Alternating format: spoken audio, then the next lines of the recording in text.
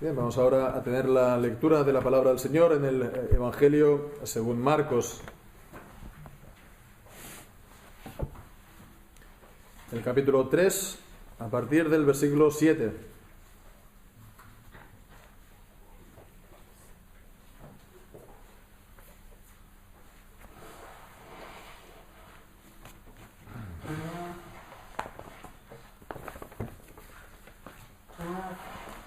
Desde el versículo 7 hasta el 19. Bien, pues dice así la palabra del Señor. Mas Jesús se retiró al mar con sus discípulos, y lo siguió una gran multitud de Galilea y de Judea, y de Jerusalén, y de Idumea, y del otro lado de Jordán, y los de alrededor de Tiro y de Sidón. Una gran multitud, al oír todas las cosas que hacía, vino a él. Y dijo a sus discípulos que se le preparara una pequeña barca por causa de la multitud, para que no lo oprimieran. Porque había sanado a muchos, de manera que cuantos tenían plagas se le echaban encima para tocarlo. Y los espíritus inmundos, al verlo, se postraban delante de él y daban voces diciendo: Tú eres el Hijo de Dios. Mas él los reprendía mucho para que no lo descubrieran. Y subió al monte, y llamó así a los que él quiso, y vinieron a él. Y estableció a 12 para que estuvieran con él, y para enviarlos a predicar, y para tener potestad para sanar enfermedades y echar fuera demonios. A Simón, a quien puso por sobrenombre Pedro, y a Jacobo, hijo de Zebedeo, y a Juan, hermano de Jacobo. Les puso por sobrenombre Boanerges, que es hijos del trueno, y a Andrés, y a Felipe, y a Bartolomé, y a Mateo, y a Tomás, y a Jacobo, hijo de Alfeo, y a Tadeo, y a Simón el cananita, y a Judas Iscariote, el que lo entregó, y vinieron a casa. Amén.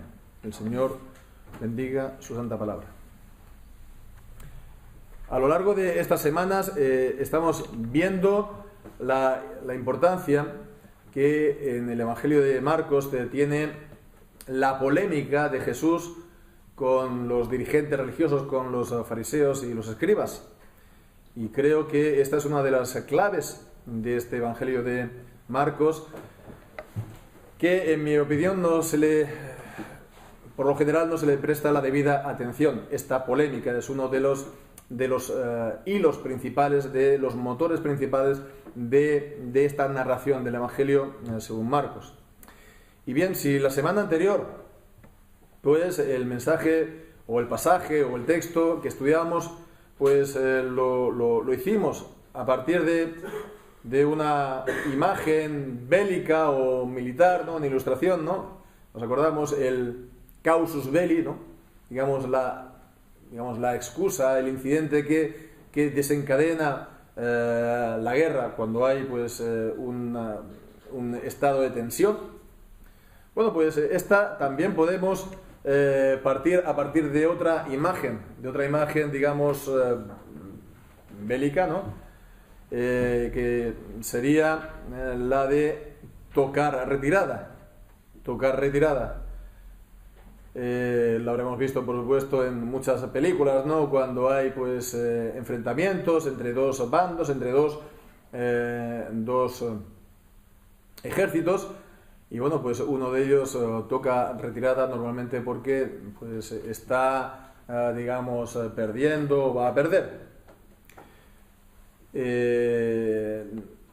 En realidad nada de eso ocurre aquí, porque Jesús no ha perdido en ningún momento ante los dirigentes religiosos, fariseos y escribas. Hemos visto las confrontaciones anteriores, ¿no? Siempre Jesús ha sido el vencedor a cada confrontación con los fariseos.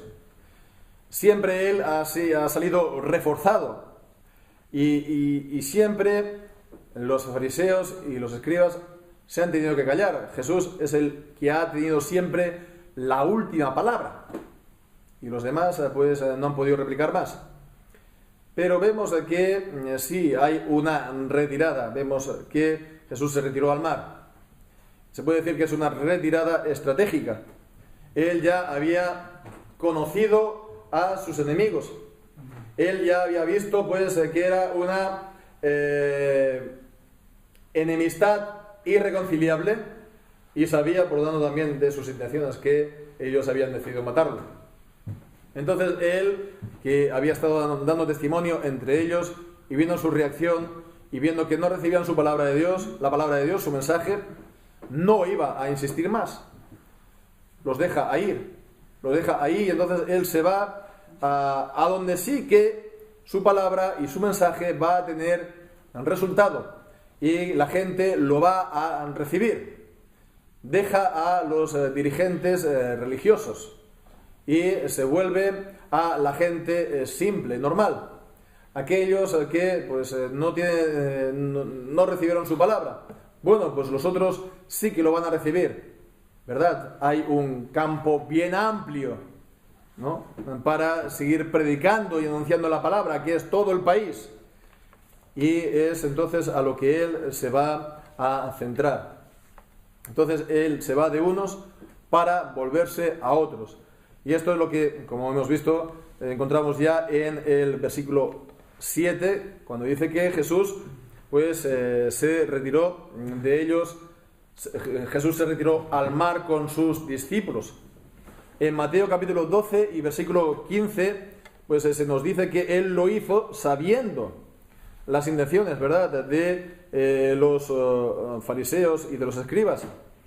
En el versículo 14 dice: saliendo los fariseos consultaron contra él para destruirlo. Y el versículo 15 dice: mas sabiéndolo Jesús se apartó de allí, y lo siguieron grandes multitudes, y sanaba a todos. Es el pasaje paralelo en Mateo. Y bien, pues es entonces cuando, al apartarse, se da la gran repercusión, digamos, podríamos hablar del despegue del ministerio de Jesús. La gran repercusión que se puede ver, pues, al comparar lo que leemos en los versículos 7 y 8 con, por ejemplo, el inicio del Evangelio, el ministerio de Juan el Bautista. El versículo, pues, en capítulos 1 y versículo 15, en el inicio del ministerio de Juan el Bautista, leemos la repercusión que él tuvo. Capítulo 1, versículo 5, cuando dice: y salía a él toda la provincia de Judea y los de Jerusalén. La Judea era la región, pues, alrededor de Jerusalén. Entonces era algo bastante concreto, ¿no?, bastante focalizado en Jerusalén y los alrededores.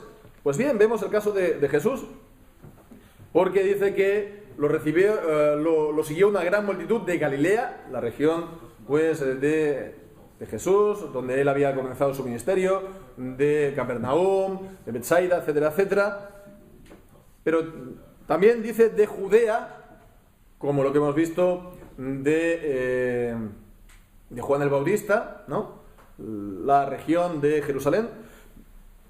Y sí, por supuesto, en el versículo 8 también habla de Jerusalén, de Judea y de Jerusalén, pero vemos que continúa, dice, y de Idumea, es decir, el territorio de Edom, al sur, y del otro lado del Jordán, es decir, los territorios que antes eran de las otras tribus, ¿no?, de las dos tribus y media, al este del Jordán.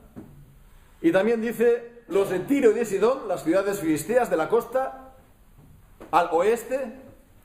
Y bueno, pues entonces vemos, ¿no?, están al norte, en Galilea, y le vienen, pues, de los 4 puntos cardinales, ¿no?, de Galilea, y le vienen de Jerusalén, más al sur de Idumea, más después también al lado este, al otro lado del Jordán, también al oeste. Es decir, que abarca ya a toda la nación. Y aquí, pues, se repite una gran multitud. Versículo 7, lo siguió una gran multitud. Y así también acaba en el versículo 8, una gran multitud, al oír todas las cosas que hacía. Una gran multitud, no solamente una multitud, lo cual ya es grande, una gran multitud. Bien, pues estos que venían y pues que buscaban. ¿A qué venían a buscar? Pues evidentemente ellos buscaban sanidad. Ellos buscaban sanidad, como vemos en el versículo 10, porque había sanado a muchos, de manera que cuantos tenían plagas se le echaban encima para tocarlo. Buscaban sanidad. Ellos habían escuchado de los grandes milagros que había hecho Jesús, sanando a endemoniados, sanando a leprosos y a otros enfermos. Y bien, pues alguien podría pensar que, que era algo interesado, que esta manera de acercarse a oír a Jesús, pues era algo negativo, ¿no? Pensar negativamente de este hecho de que estaban buscando la sanidad.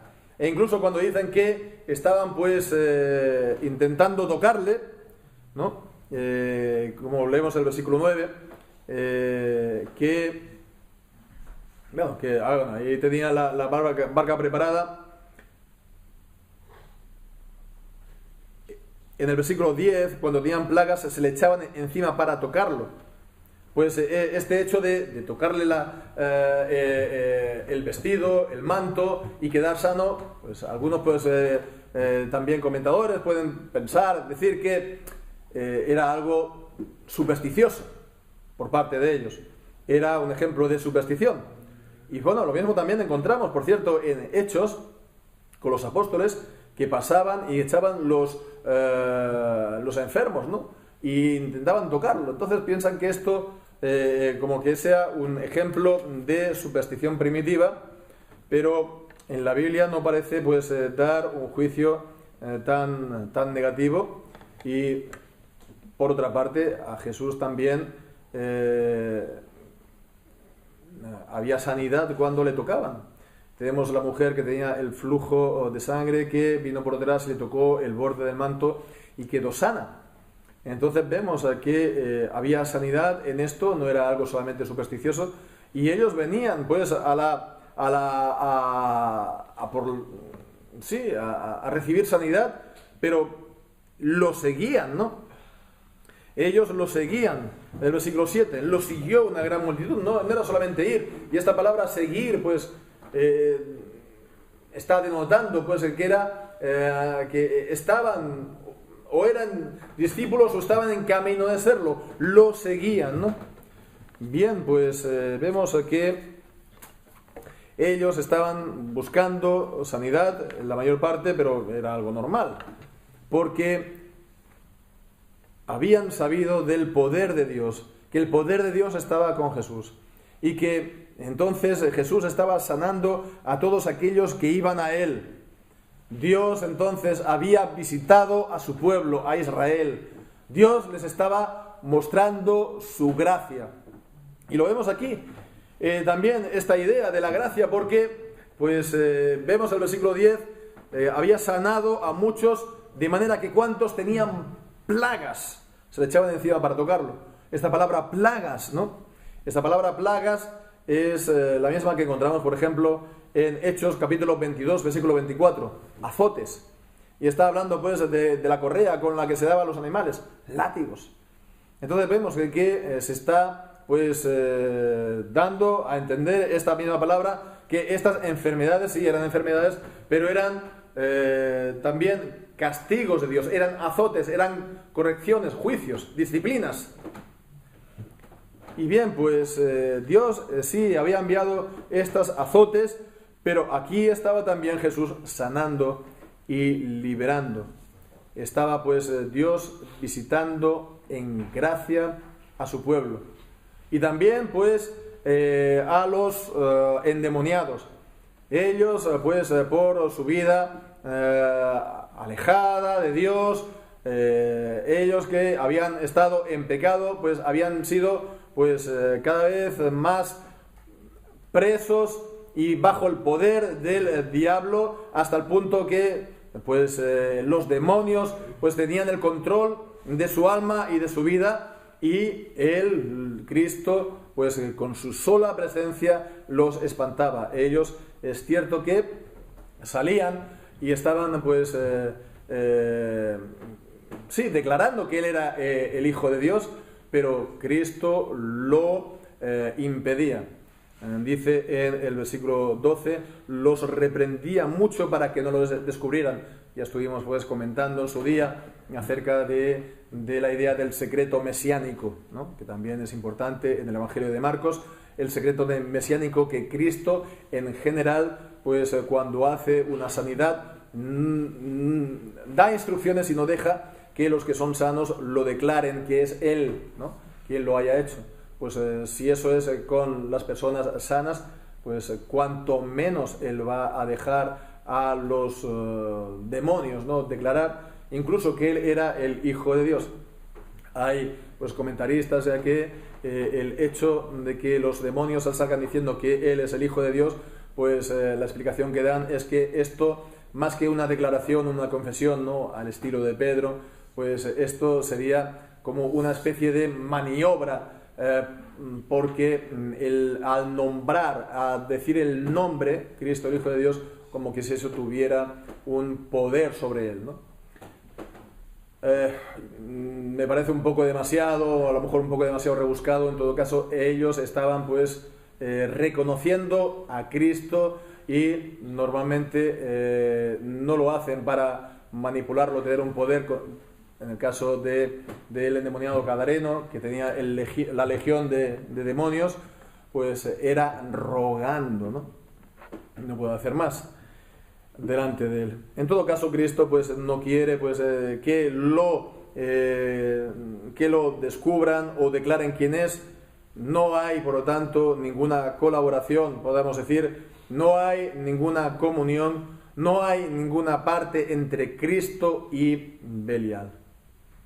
Y bien, pues entonces vemos que aquí se estaba manifestando, en definitiva, el Evangelio. Aquí se estaba manifestando la gracia de Dios en Cristo. Y Dios estaba visitando a su pueblo. Previamente, pues Dios había visitado la maldad de su pueblo con plagas, dejando también que, abandonándolos al poder de las tinieblas. Ahora Cristo visita a la gente, pues levantando esa vara, levantando esa plaga, sanando esa plaga y expulsando fuera las tinieblas y pues las fuerzas del mal. Y entonces vemos así que es cierto que Jesús fue enviado por el Padre a lugares en concreto, para visitar a personas en concreto, ir a buscar a la gente. Él iba a buscar a la gente, y él iba a buscar y a sanar lo que se había perdido. Pero aquí vemos que es la gente que viene a él, es la gente que va a Cristo. Así, por lo tanto, vemos que no hay excusa, no se puede decir, no, mira, es que yo no he sido todavía encontrado por Cristo, yo no he sido todavía encontrado por Jesús, tengo que esperar a que Él me encuentre, tengo que esperar a que Él haga su obra en mí. Sí, eso es cierto, pero también es cierto que tú has de ir a buscarlo, tú has de ir a Él, porque quien busca, halla, y a quien llama, se le abrirá, y quien pide, recibe. Y esto es pues la dinámica del Evangelio. Si se va realmente a Cristo, Él no echa a nadie fuera. Bien, pues esto es en cuanto a estos versículos. ¿Qué podemos más de esto sacar de este pasaje, de estos versículos que hemos considerado, del 7 al 12? Pues podemos al menos ver dos enseñanzas prácticas más. El primero, como hemos visto, que Cristo se retiró. Sí, Cristo se retiró pues apartándose de aquellos a los que veía que no tenían fruto, pero también vemos que se retiró no solamente para evitar, sino para hacer. No solamente para dejar de estar con ellos, sino también para hacer algo. Y este apartamiento es sobre todo para estar más con el Padre. Y lo vemos una y otra vez que Cristo buscaba los lugares secretos, aparte. Él pasaba las noches, a veces, enteras en oración. Podemos ver pues, pasajes como Mateo capítulo 4 y versículo 12. Mateo 4, 12.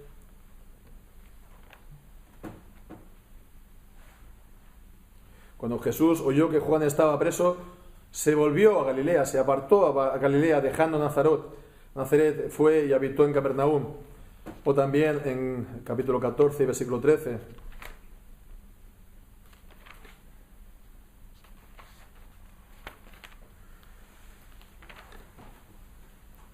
Oyéndolo Jesús, se apartó de allí en una barca solo a un lugar desierto, y cuando las multitudes lo oyeron, lo siguieron a pie desde las ciudades.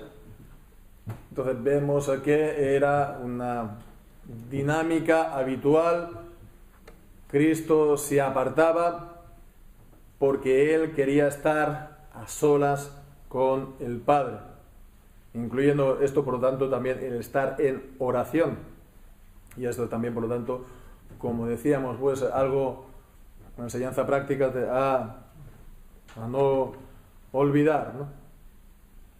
Que no hemos de permitir que, bueno, pues el bullicio, la gente, la multitud, el trabajo, el ajetreo, pues nos alejen de Dios, sino que más bien es mejor para nosotros alejarnos de todo esto, a veces, ¿no? Buscar tiempo, dar lugar para que estemos con el Señor, para estar cerca de Él. A veces es importante eso, ¿no? Alejarnos, ¿no?, de todas las cosas que nos vienen, que nos llenan de preocupaciones, etcétera, etcétera, para acercarnos a Dios. Y bueno, pues esto sería la primera de estas lecciones prácticas, y la segunda la podemos ver también en el versículo 9, cuando dice: y dijo a sus discípulos que se le preparara una pequeña barca por causa de la multitud, para que no lo oprimieran. Porque todos querían tocarlo. Vemos aquí pues la previsión de Jesús, ¿no? Le dice que le preveyeran, que le dejaran preparada esa pequeña barca. Entonces sí, Jesús era Dios hecho hombre, pero Él tomó también ciertas precauciones en cuanto a su ministerio y a su vida, por lo cual vemos que también es legítimo para nosotros tomar precauciones en nuestras propias vidas. Y también en cuanto al ministerio, el hacerlo no es falta de fe, el hacerlo es pues ser previsor.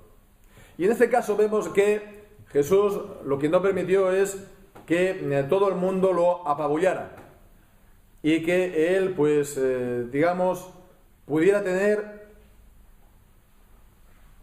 pudiera seguir dedicándose a lo fundamental, que es el predicar la palabra de Dios y el enseñar a la gente.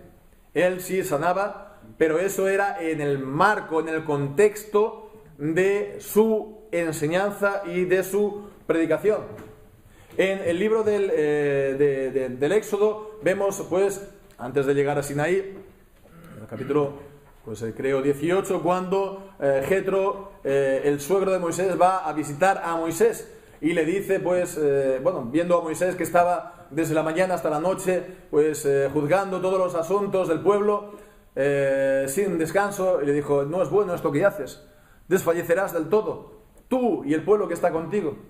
Entonces designa a otros hombres que traten los asuntos menores y que la gente con asuntos importantes, los mayores, vengan a ti, y de esta manera pues tú podrás subsistir y seguirás dando el evangelio, la palabra de Dios al pueblo. Pues es algo parecido aquí, porque Cristo pues de esta manera quería pues tener esa barca que era la que se iba a alejar de la gente a la orilla, sobre la cual él iba a hablar. Entonces, esta cierta distancia, pues, para poder seguir enseñando y predicando la palabra del Señor. Bien, pues este sería el primer gran acto de esta retirada, pero hizo más. Se retiró, pero hizo otro acto, y es el segundo acto que leemos desde el versículo 13 al 19. Subió al monte y llamó así a los que él quiso y vinieron a él. Entonces vemos que es la designación de los apóstoles. Estableció a 12. Estableció a 12, no se les llama aquí apóstoles, pero sí que se lo llama así en Lucas capítulo 6 y versículo 12. Lucas 6, 12. Podemos leer allí. Y aconteció en aquellos días que fue al monte a orar y pasó la noche orando a Dios, ¿no? Aquí se nos dice que esto fue después de estar orando toda la noche a Dios, y cuando fue de día llamó a sus discípulos y escogió a 12 de ellos, a los que también llamó apóstoles. Apóstoles es una palabra que significa, pues, enviados. Enviados. Y bien, pues aquí en Marcos dice que los llamó así. Ellos ya estaban siguiendo a Jesús. Ellos ya habían dejado sus ocupaciones y sus trabajos, sus familias también. Ellos los estaban siguiendo, eran discípulos de Jesús, pero los llama así. Entonces vemos que forma un grupo especial dentro de los muchos discípulos que ya tenía. Y los pone como enviados. ¿Enviados a qué? Pues enviados a dar testimonio, a dar el mensaje y la palabra. Y entonces él los establece. La palabra establecer o designar aquí, establecer, literalmente es hacer. Los hace, los crea. Y los pone entonces como apóstoles, los envía a predicar, de manera que su testimonio sea autorizado por Dios, y lo acredita por ¿cómo? ¿De qué manera? Pues por medio de milagros. Dice, enviarlos a predicar, versículo 14, y tener potestad para sanar enfermos, como Jesús, y echar fuera demonios. ¿Qué era? Vemos básicamente lo que estaba haciendo Jesús. Continuar entonces haciendo lo mismo que estaba haciendo Jesús. Enseñar, sanar enfermos y echar fuera demonios. Con lo cual vemos que esto era las señales que iban a acreditar a los apóstoles. Esto no era, por lo tanto, para cualquiera. No era para todo el grupo de los discípulos, y ni mucho menos para la gente de fuera. Eso era para aquellos que Jesús les iba a dar esa potestad, esa autoridad. Es lo que el apóstol, pues en 2 Corintios dice, señales de apóstol. Las señales de apóstoles que muestran que son verdaderamente, pues, que Dios está obrando, que Dios hace milagros a través de ellos, y por lo tanto lo que ellos enseñan, pues, es la verdad de Dios. Es para confirmar el mensaje que están haciendo. Entonces esto no es, hay que tener pues presente que Dios pueda hacer milagros personalmente, directamente, actuando inmediatamente, eso nadie lo niega. Pero que hoy en día haya gente que puedan hacer milagros, que tengan la potestad de hacer milagros, como lo hacían los apóstoles, o gente que se diga a sí misma apóstoles, eso es lo que no podemos en modo alguno estar de acuerdo, porque los apóstoles eran los testimonios autorizados de Jesús, y su enseñanza, por lo tanto, también era palabra de Dios, los escritos del Nuevo Testamento, y Dios los confirmó de esta manera. Si pues nosotros vamos a tener la misma potestad que cualquier creyente puede tener, la misma potestad que los apóstoles, ¿en qué son diferentes los apóstoles a nosotros? ¿En qué confirma entonces los milagros de los apóstoles? Si cada uno pues lo pueda tener. entonces vemos que son señales de los apóstoles. Y bueno, pues hablando de estos apóstoles se nos da los nombres, 12, ¿sí? Y ¿quiénes son ellos? Pues por supuesto los 4 primeros ya los conocemos, son 2 parejas de hermanos. Primeramente Simón, y bueno, pues su hermano viene después porque hay un salto, porque en el versículo 17 vemos Jacobo, hijo de Zebedeo, y Juan, hermano de Jacobo, los hermanos, ¿no? Y Andrés viene después, que es el hermano de Simón, ¿no? Entonces, Simón y Andrés, una pareja de hermanos, Jacobo y Juan, la siguiente pareja de hermanos. Después también habla de Felipe. Felipe, que vemos en Juan capítulo 1, versículo 44, era también de Betsaida como Pedro y Andrés. Y también, pues, a continuación, habla de Bartolomé. Bartolomé, que sin duda es Natanael en Juan capítulo 1, que aparece allí. Juan capítulo 1, Natanael. También vemos a Mateo, que ya lo conocemos, es Leví. También pues Tomás, que sobre todo aparece en Juan, Evangelio de Juan, y sabemos que él tenía cierta dificultad para creer, ¿no? Una cierta dificultad con la fe, aunque al final fue vencida confesando a Jesús, mi Señor y mi Dios. También vemos dice a Jacobo, hijo de Alfeo. En Marcos capítulo 15, versículo 20, habla también de él como Jacobo el menor. Jacob, en Marcos 15, 20, la que tenemos aquí, no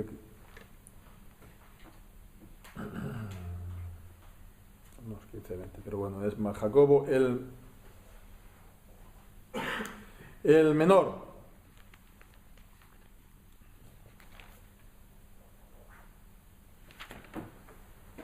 Seguramente lo de menor era por la talla, que sería él de pequeña talla. También vemos a continuación a Tadeo.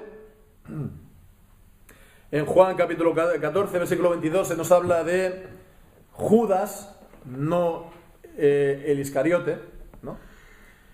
Después también se nos habla de Simón, el cananita, que en Lucas capítulo 6, versículo 15, en la lista también de los apóstoles, se nos dice que era celote, es decir, era de aquellos grupos, aquellos exaltados, radicales nacionalistas, que se enfrentaban violentamente contra los romanos y hacían pues motines y hacían pues también pues actos de violencia contra ellos. Y por último, Judas, esta vez sí, el Iscariote. Iscariote pues es una palabra que seguramente está pues designando su lugar de origen, y es hombre en hebreo, y Cariot pues era el nombre de una población, con lo cual el hombre de Iscariot. Entonces habían 2 Judas, y también pues vemos aquí habían pues apóstoles que tenían más de un nombre, ¿no? Como también es normal hoy en día que haya gente que tenga nombres compuestos. Y bien, pues ¿cuál es la importancia de todo esto? Pues vemos que, bueno, llamó a 12. Entonces vemos aquí el número, evidentemente, pues tiene su importancia porque son el mismo número que los 12 hijos de Jacob, las 12 tribus de Israel. Entonces, ahora son 12, dando a entender pues esta restauración o esta renovación del pueblo de Dios en estas personas. Como pues vemos que también no es que Jesús llamó a 11 y con el 12. Él llama a 12 y él está por encima. Él no forma parte del grupo, sino que él está por encima, y esto muestra su poder y su autoridad, pues también sobre el grupo de los 12. Este grupo de los 12 que iban a ser, por lo tanto, el comienzo o el recomienzo de Israel. Porque vemos que, sí, aquí se está, pues es el significado de este establecimiento de los 12. La renovación de Israel en los apóstoles, como si fueran las 12 tribus de Israel. Entonces vemos, esto es algo importante. En la historia de Israel, pues del pueblo judío ya pues iba a haber un cambio, digamos, fundamental, que no había antes. Ahora sí, ha venido Jesucristo y ha instituido, ya ha creado este grupo de 12 que está continuando y a la vez reemplazando a las 12 tribus de Israel. Vamos, que lo que encontramos aquí es que sí, podemos hablar la sustitución de este pueblo judío o Israel nacional por el Israel de Dios. Hoy en día, pues hablar de sustitución, la verdad es que es algo complicado, es casi prohibido, no tanto, pero casi sí.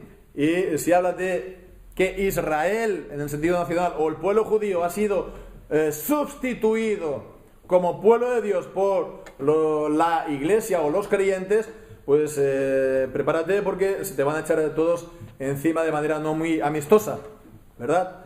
Entonces, realmente es algo que la gente lo evita para que no te digan, no, es que tú eres de la teología de la sustitución y ese es como Marción, ese es como Lutero en sus malos días, y también como Hitler, que siempre fue malo. Y tú pues estás también con ellos. Bueno, pues fijémonos que el significado de los 12 apóstoles es este. El significado de los 12 apóstoles es este. Los dirigentes judíos, como hemos visto al principio, y vimos la semana anterior, habían rechazado a Jesús. Jesús había mostrado su poder y su autoridad sanando de palabra en el día del Señor, en la sinagoga. Y ellos, era evidente que habían visto ese milagro, y era evidente que habían visto que era el poder de Dios sanando. Y sin embargo ellos se endurecieron, y no solamente eso, sino que ya decidieron que en el momento en que tuvieran la oportunidad iban a cargárselo, iban a acabar con su vida. Entonces vemos que Cristo, Jesús, Él entonces se aparta de ellos y se retira de ellos y se vuelve entonces a aquellos que los están siguiendo. Se vuelve a los que de Israel los están escuchando. Y serán primero los de Israel y después le van a seguir de todas las naciones aquellos que van a recibir su testimonio, aquellos que van a recibir su palabra. Entonces vemos que ellos, los dirigentes, lo habían rechazado. Y ahora Cristo está fundando esta nueva comunidad, está fundando entonces esta renovación del pueblo de Dios que va a ser la iglesia. Y se está entonces cumpliendo lo que leemos en las Escrituras, primeramente en el Salmo 118 y versículo 22, cuando dice: la piedra que desecharon los edificadores ha venido a ser cabeza del ángulo. Y esto es lo que se cita una y otra vez pues en los evangelios, por quedarnos solamente en el de Mateo capítulo 21 y versículo 42, cuando Jesús estaba en Jerusalén y estaba también estaban polemizando contra él los dirigentes religiosos. Jesús les dijo: ¿nunca leísteis en las Escrituras la piedra que desecharon los edificadores? Esta fue hecha cabeza del ángulo.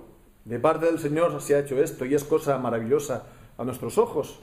Y esto también se repite ya con los apóstoles en el libro de los Hechos, en el capítulo 4 y versículo 11.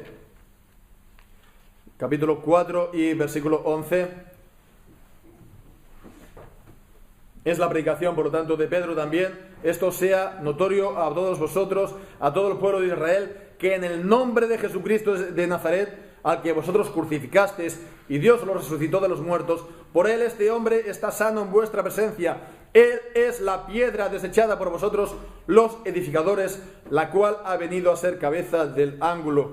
Y el mismo apóstol Pedro, en su primera carta, en el capítulo 2 y versículo 7, pues también dice, primera de Pedro 2 y versículo 7,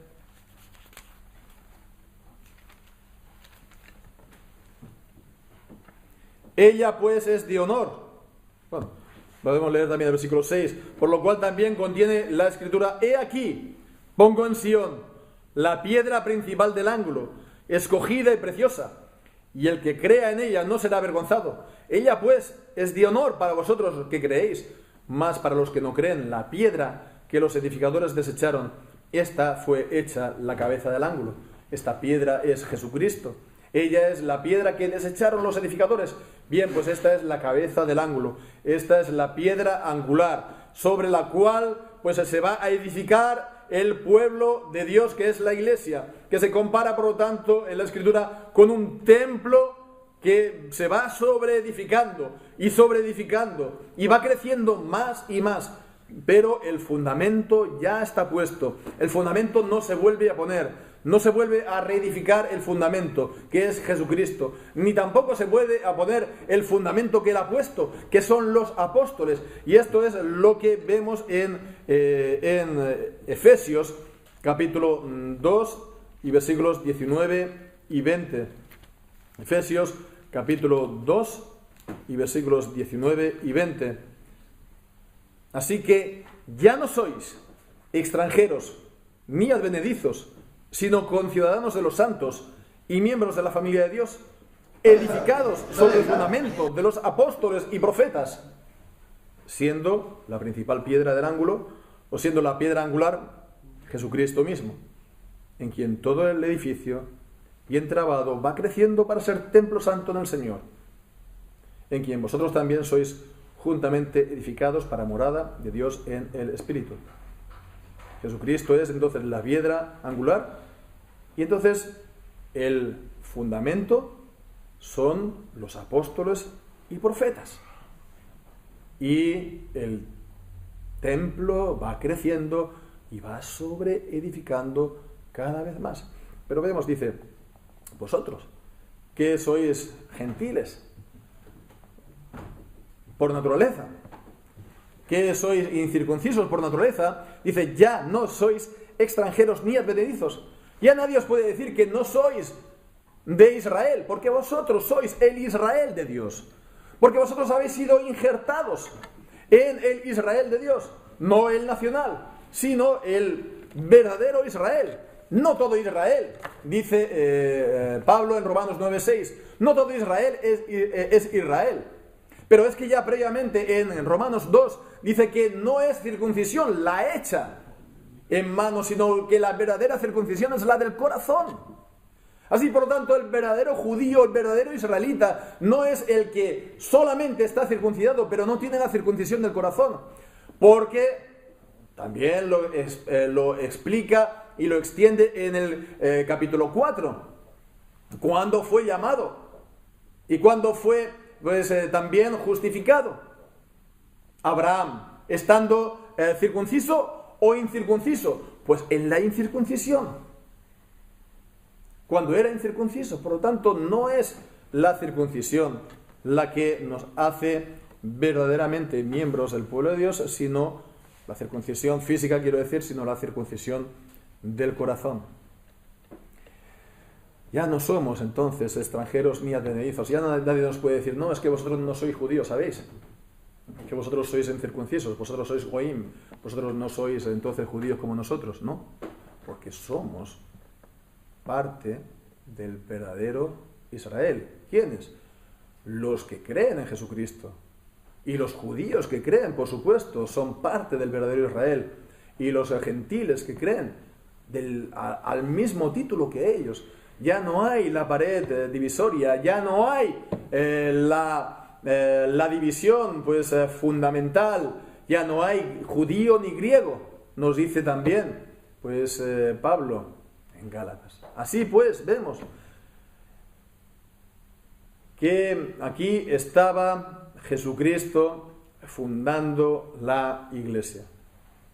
Y bien, pues, ¿cuál es en conclusión lo que podemos sacar de este segundo gran acto de este pasaje? Bueno, pues vemos que Cristo los llama a estos apóstoles y Cristo también de esta manera los une. Hay estos hermanos de sangre que como hemos visto son Simón y Andrés y Jacobo y también pues Juan. Son hermanos de sangre que tienen el privilegio de ser llamados los dos por Jesús. También hay conocidos de la misma ciudad como Felipe, pero vemos que ya no solamente una unión de sangre, sino que hay también esa unidad espiritual. Una unidad espiritual que quita las barreras naturales entre los hombres. Está aquí Leví, ¿no?, que era un publicano, un colaborador de los judíos, de los romanos. Y tenemos aquí a un Simón, cananeo, celote. Y los dos entonces son llamados. Y los dos pues son unidos, están unidos en el mismo pueblo. Y vemos aquí la gracia, sobre todo, la gracia del Evangelio, la gracia de Cristo, que les cambia el nombre, dando entonces también a entender pues este cambio que va a operar la gracia en ellos. Leví ya no es Leví, Leví es Mateo. Y por su gracia vemos que Simón es llamado Pedro. Pedro, palabra que significa la roca, para hablar de su firmeza y de su constancia.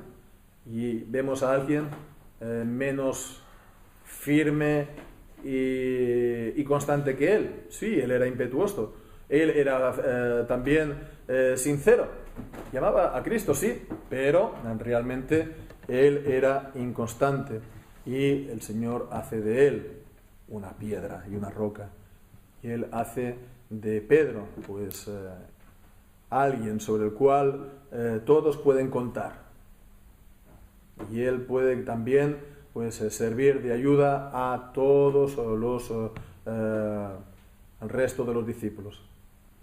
Los hijos del trueno que vemos que en los evangelios descripciones de ellos, y ellos están pues pidiendo a Jesús que se sienten uno a la derecha y otro a la izquierda en su reino, o también cuando ven a ciudades que no lo reciben, dice: Señor, que descienda a fuego del cielo, como que ocurrió con Elías y otros, y Jesús les dijo: no sabéis de qué espíritu sois. Era gente, por lo tanto, también intempestiva y gente también impetuosa, hijos del trueno. Pero vemos que los cambia también, y pues a Jacobo iba a ser el primer mártir el primer apóstol que muriera mártir, y en el libro de los Hechos, y el apóstol Juan, pues que también pues sería un hijo del trueno, pues en el Evangelio de Juan es el discípulo amado, aquel que se apoyaba, recostaba sobre el pecho de Jesús. Y por su gracia, por lo tanto, a todos los que creen en el Señor Jesucristo, a todos los que Él ha llamado así, pues Él nos une en la comunidad que es la Iglesia. Y la fe cristiana, vemos que no se puede separar de esto que se llama iglesia, ¿verdad? Que la fe cristiana no es como si fuera para que estés mirando tu salvación como en tu propio álbum de fotos, ¿no? En tu casa, un sábado por la tarde, empiezas a ver las fotos, ¿no? y te lo pasas medio bien. No es algo en este sentido, es para estar juntamente con los demás creyentes, con los demás hermanos.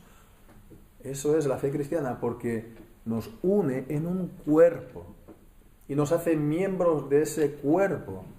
Y no nos podemos entonces privar del cuerpo, porque si nos privamos del cuerpo, el cuerpo pierde un miembro, que es un amputado. Entonces hemos de tener esa conciencia. Sí, nuestra fe es personal, sí, ha de serlo, pero es para vivirla en comunidad, en la iglesia. Y así pues no hemos de apartarnos, hemos de perseverar en la comunidad y hemos por lo tanto de vivir de esta manera juntos en la gracia de Cristo. En ella pues ella es la que nos ha llamado, pues, a ti y a mí, quien pues es la que hemos de estar disfrutando juntamente en el cuerpo que es la iglesia. Pues que así sea, que el Señor bendiga su santa palabra. Amén.